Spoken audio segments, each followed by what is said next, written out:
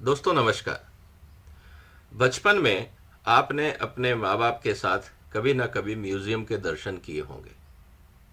जैसा अक्सर कहा जाता है कि जब आप कोई बात सुनते हैं तो वो कम याद रहती है, जब आप पढ़ते हैं तो थोड़ा ज़्यादा याद रहती है, लेकिन जब आप उन चीज़ों को देखते हैं, छूते हैं, अनुभव करते हैं तो वो चीज़ें ज़्यादा समय तक आप पे प्रभाव रखती हैं और आपकी जो जानने की क्षमता है, समझने की क्षमता है, उसमें विकास होता है। दोस्तों, म्यूजियम का एक रोल हमारे समाज में बहुत इंपॉर्टेंट है, क्योंकि म्यूजियम सोर्स ऑफ नॉलेज होते हैं। वो सारे फैक्ट्स अपने पास संजो के रखते हैं ताकि आने वाली पीढ़ियां ये देख सकें कि पिछली जो पीढ़ियां थी या जो पुराना समाज था उनमें क्या अच्छाइयां थी और उसमें क्या बुराइयां थी। उनसे हम सीख के आगे बढ़ सकते हैं, क्योंकि म्यूजियम एक सोर्स ऑफ फैक्ट्स होता है, वहां फिक्शन नहीं होता है। वो हकीकत को दिखाता है। अच्छा या बुरा, वो दोनों तरह के म्यूजियम समाज के लिए बहुत उपयोगी होते हैं। दूसरा, जब आप म्यूजियम में जाते हैं तो वहां आर्ग्यूमेंट की गुंजाइश कम रह जाती है कि क्या सही है क्या गलत, क्योंकि तथ्य आपके सामने होते हैं, फैक्ट्स आपके सामने होते हैं और आप उस आधार पे अपने विचारों को, अपने आर्ग्यूमेंट्स को इम्प्रूव कर सकते हैं, बदल सकते हैं या दूसरों को समझा सकते हैं। उसमें अच्छा और बुरा दोनों हमारे सामने होता है। म्यूजियम्स जो होते हैं वो पुरानी जनरेशन और आने वाली पीढ़ी के बीच में एक ब्रिज का काम करते हैं। पुराने समाज में या पुराने दिनों में क्या अच्छा था, क्या बुरा था, आने वाले समाज को किन बातों का ध्यान रखना चाहिए ताकि वो गलतियां ना दोहराएं, जिससे समाज का अहित हो या नुकसान हो, ये जानना भी बहुत जरूरी है। नहीं तो जैसा कहा जाता है कि if you don't learn from history you have a tendency to repeat it. तो इसीलिए म्यूजियम समाज को सही दिशा पे रखने में एक बहुत महत्वपूर्ण योगदान देते हैं। उसके अलावा एजुकेशन और रिसर्च के लिए एक बहुत बड़ा एविडेंस सोर्स होता है। तथ्यों के ऊपर आधारित एक संग्रहालय हकीकत को हम सबके सामने रखता है। इसीलिए स्कूलों में पाठ्य पुस्तकों के साथ साथ अक्सर अच्छे स्कूल अपने बच्चों को म्यूजियम भी ले जाते हैं ताकि लोग ये जान सकें, बच्चे ये जान सकें कि समाज की हकीकत क्या है, कैसा समाज था, कैसे बदलाव हुए, किस परिस्थितियों में क्या बदलाव हुए, और ताकि हमारे बच्चे जो सीख रहे हैं समाज के बारे में, जो भविष्य के नागरिक बनेंगे, जो भविष्य में समाज को संभालेंगे, उनको ये पता रहे कि समाज में क्या अच्छाई है, क्या बुराई है। इसीलिए म्यूजियम्स का रोल बहुत इंपॉर्टेंट है। दोस्तों, आज समाज में हम लोग करप्शन की बहुत चर्चा करते हैं और हर आदमी ये कहता है कि मंत्री करप्ट है, अधिकारी करप्ट है, पुलिस वाला करप्ट है, कौन नहीं है। ये सिर्फ चर्चाएं होती हैं। क्या आपके पास कोई डॉक्यूमेंट्री एविडेंस है जहां आप कह सकें कि यह करप्शन है?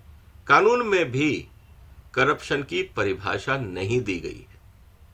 जो प्रिवेंशन ऑफ करप्शन एक्ट है, अगर आप उसको भी पढ़ेंगे तो उसमें भी करप्शन की परिभाषा पूरे ढंग से नहीं दी गई है।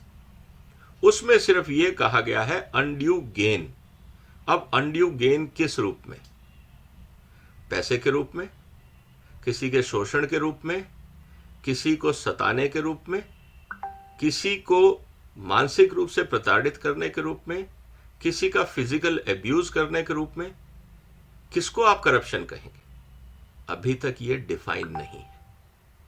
इसलिए ये जरूरी हो जाता है कि हमें अपने इतिहास को, हमारे समाज में होने वाली घटनाओं को बहुत संजो के रखना चाहिए। आज जो हम केजरीवाल जी के शीश महल की बात कर रहे हैं, मेरा निवेदन है भारत सरकार से कि इसको म्यूजियम डिक्लेयर कर देना चाहिए।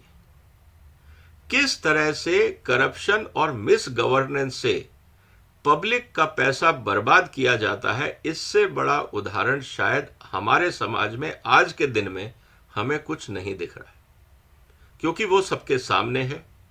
आज उसकी समाज में चर्चा है।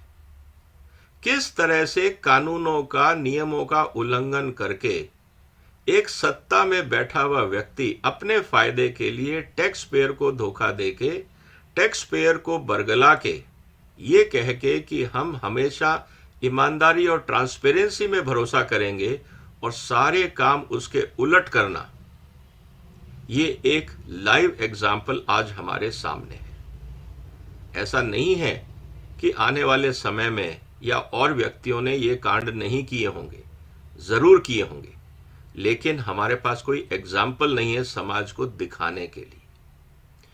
इंसिडेंटली जिस तरह से ये चीजें आजकल हमारे सामने आ रही हैं, मुझे लगता है कि 6 फ्लैगस्टाफ रोड का जो कंस्ट्रक्शन है, जो बिल्डिंग है, इसको as such museum of corruption and misgovernance के नाम पे भारत सरकार को डेडिकेट करना चाहिए। यह शायद दुनिया में एकमात्र प्रयास होगा। जो इसमें अभी तक 45 करोड़ रुपए लगे हैं और भी जो लग रहे हैं, इंसिडेंटली हम इसकी भी वसूली कर लेंगे अगर हम उसमें एंट्री टिकट लगा दें। क्योंकि मुझे लगता है कि जिस तरह से प्रचार हो रहा है, अगर इस बिल्डिंग को 6 फ्लैग स्टाफ रोड को अगर हम म्यूजियम घोषित कर देते हैं, तो मुझे लगता है ये दिल्ली का सबसे बड़ा टूरिस्ट डेस्टिनेशन बन जाएगा अगले कुछ सालों के लिए। और जो खर्चा टैक्स पेयर का हुआ है वो टिकट कलेक्शन से हम लोग वसूल भी कर पाएंगे। साथ ही साथ ये धरोहर आने वाले नेताओं को, अधिकारियों को, समाज को बार बार ये याद दिलाती रहेगी कि करप्शन कैसे किए जाते हैं, किन बातों का ध्यान रखना चाहिए, किस तरह से अधिकारी और मंत्री मिलके समाज को और देश को लूटते हैं, ताकि आने वाले समय में जब भी कानून की बात हो, जब भी कोई सुधार की बात हो, और अगर आर्ग्यूमेंट चले कि ऐसा नहीं होता है, लोग ऐसा नहीं करते हैं, तो कम से कम समाज ये बता सके कि आप उस म्यूजियम में जाके देख लीजिए, ताकि आपको आपके विचार सही करने का मौका मिल सके। तो मेरा निवेदन है भारत सरकार से कि केजरीवाल का जो शीश महल है, इसको दुनिया का पहला museum of corruption and misgovernance के रूप में डिक्लेयर कर देना चाहिए और तुरंत सीआईएसएफ को सिक्योरिटी के लिए लगा देना चाहिए। वो इसलिए क्योंकि इतनी महंगी और कीमती चीजें इस म्यूजियम में लगी हैं कि इसकी आसानी से चोरी हो सकती है, या इसको महंगी चीजें निकाल के सस्ते के रूप में बदला जा सकता है। उदाहरण के लिए क्रॉकरी, उदाहरण के लिए छोटी मोटी चीजें जो एक्सपेंसिव हैं, आप शायद फर्श नहीं निकाल पाएंगे, दीवार खिड़कियां नहीं निकाल पाएंगे, लेकिन ऐसे सैकड़ों चीजें होंगी इस म्यूजियम में जो हो सकता है कि किसी की गिफ्ट्स दी हुई हो, किसी और माध्यम से खरीदी हुई हो। जैसे सुकेश ने कहा कि इसके अंदर 3 करोड़ की घड़ी भी है। तो कहने का मतलब यह है कि यह बहुत इंपॉर्टेंट धरोहर है इस देश के लिए। इसको संभालना, सजोना समाज की जिम्मेवारी है। भारत सरकार को और एलजी साहब को और दिल्ली पुलिस को तुरंत एक्शन में आना चाहिए कि इससे पहले कि और नुकसान हो जाए। यहां पे सीआईएसएफ का पहरा लगना चाहिए। हर अंदर आने जाने वाली गाड़ी की बहुत तफ्तीश से जांच होनी चाहिए और हो सके तो बाहर की गाड़ियों को अंदर नहीं जाने देना चाहिए, क्योंकि आप सीट के नीचे, सीट कवर के अंदर, डिक्की में कहां पे क्या चीज छुपा के निकाल के ले जाओगे पता भी नहीं लगेगा। तो बाहर की गाड़ियों को अंदर जाना रोकना चाहिए। जो गाड़ियां अंदर से बाहर आए उनकी तलाशी होनी चाहिए। पूरी बिल्डिंग को चारों तरफ से सीसीटीवी कैमरे से घेरा करना चाहिए ताकि पता रहे। प्रॉपर लाइटिंग होनी चाहिए, इंक्लूडिंग बाउंड्री वॉल, क्योंकि कई दरवाजे हो सकते हैं इतने बड़े कॉम्प्लेक्स के, रास्ता कहीं से भी निकल सकता है। तो मेरा निवेदन है भारत सरकार से कि यह राष्ट्रीय धरोहर है।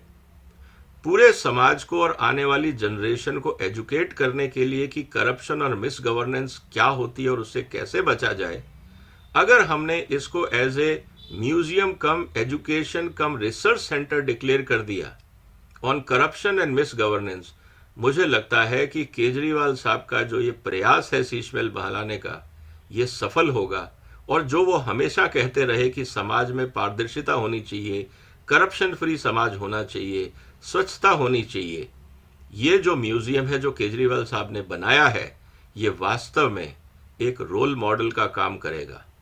मुझे लगता है कि हम सबको ट्विटर के माध्यम से, बाकी सोशल मीडिया के माध्यम से प्रधानमंत्री जी को ये लिखना चाहिए। मैं आपसे सबसे निवेदन करूंगा कि आप सब लिखिए, ट्विटर पे, फेसबुक पे, जहां जहां भी आप सोशल मीडिया पे हैं, इस वीडियो को शेयर करें, अपनी तरफ से लिखें कि इस बिल्डिंग को तुरंत म्यूजियम बनाया जाए। ये दुनिया का पहला museum of corruption and miss governance होगा और मुझे लगता है आने वाली पीढ़ियां इससे बहुत कुछ सीखेंगी। नेता लोग जो बैठ के करप्शन करते हैं उनको सबक मिलेगा, शायद जो अधिकारी कानूनों की अनदेखी करके नेताओं का साथ देते हैं करप्शन में उनको सबक मिलेगा और बहुत सारे सुधार की गुंजाइश इसमें है। दोस्तों, उम्मीद है कि मेरा सुझाव आपको पसंद आया होगा। अब आपकी जिम्मेवारी है कि इस सुझाव को देश के राष्ट्रपति, प्रधानमंत्री, एलजी, दिल्ली पुलिस कमिश्नर, बाकी सारी संस्थाओं तक पहुंचाना, सुप्रीम कोर्ट तक पहुंचाना, ताकि इस राष्ट्रीय धरोहर को हम बचा सकें। अगर आपको ये बात सही लगती है, कमेंट बॉक्स में अपने विचार जरूर रखें, शेयर करें और इस चैनल को सब्सक्राइब करें। आपने वक्त निकाला, आपका धन्यवाद। फिर मुलाकात होगी एक और बहुत इंटरेस्टिंग वीडियो से बहुत ही जल्दी। धन्यवाद। वंदे मातरम।